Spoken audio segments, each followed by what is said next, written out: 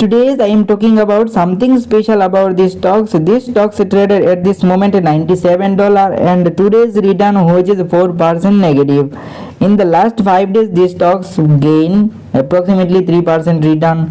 These stocks give in the last 1 month 5% lose market valuation. In the last 6 months these stocks make 12 money, that means 12 return, that means 100%.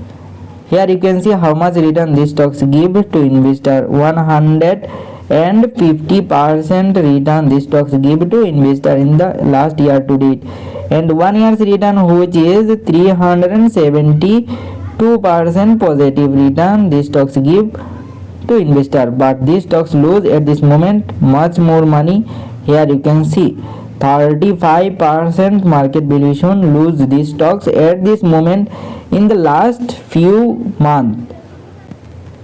Hey, I am not telling you to buy or sell these stocks. I just break down the numbers so you can decide smarter. In the last 5 days these stocks make approximately, here you can see 82%. So at this moment how much return these stocks give? Very good return, but last 5 years which is very poor return as compared to short term.